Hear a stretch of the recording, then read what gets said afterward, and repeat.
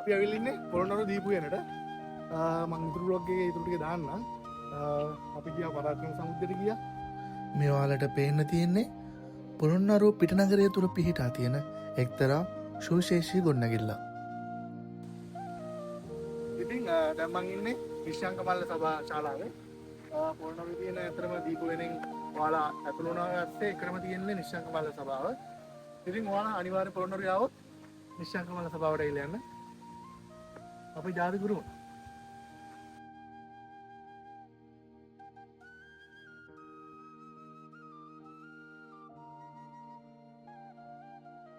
ඉතින් මේ ඉන්නේ පොළොන්නරුවේ මගේ යාළුවෝ ටික. එහා කොනෙන් ඉන්නවා සසංක. මේ ඉන්නේ අපි කවුද?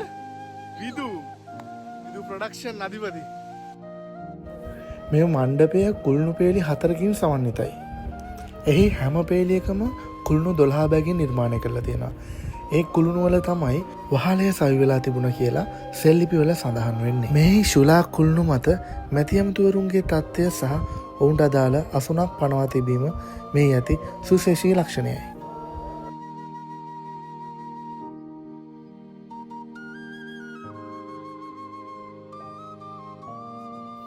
ඊළඟට මම ආවේ පරාක්‍රම බ්‍රහ්ම රජතුමාගේ රාජ සභා මණ්ඩපයට.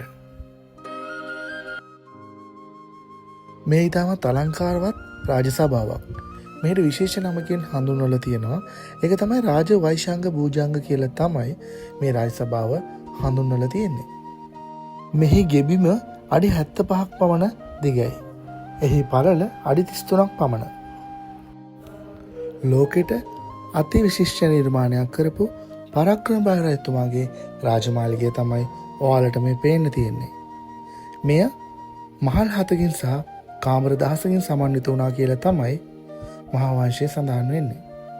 මේ විවිධ කාලවලදී විවිධ නම් වලින් හඳුන්වලා තියෙනවා. සත්මහල් ප්‍රාසාදය, විජයෝත්පාය, වෛජයන්ති ප්‍රාසාදය එවැනි නම් වලින් පරාක්‍රම බාහු රජතුමාගේ මේම විශිෂ්ට නිර්මාණය මේ මාලිගය හඳුන්වලා තියෙනවා. පසු කාලීනව රාජමාලිගයට පැමිණි සතුරු ආක්‍රමණකරුවන් විසින් මෙය ගිනිකොට ගිනි තබා විනාශ කර තියෙනවා. එහි නටබුන් සුන්බුන් ඔබට මෙම ස්ථානයට ගියාට පස්සේ නරඹන්න පුළුවන්.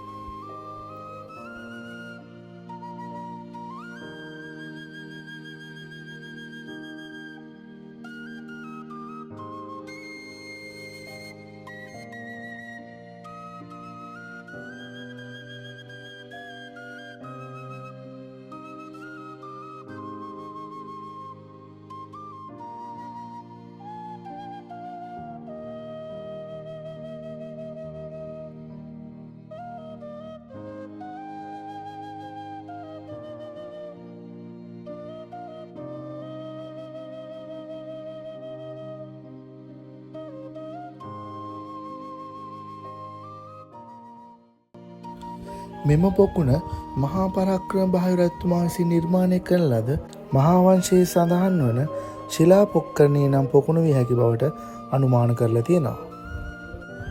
ඇතුළු නගරයට පිටතින් ඊට යාබදව පිහිටි මෙම පෙදෙස එකල නන්දන උද්‍යානය නම් වූ උයනට අයත් වන්නට ඇති බවට තමයි අනුමාන කරන්නේ.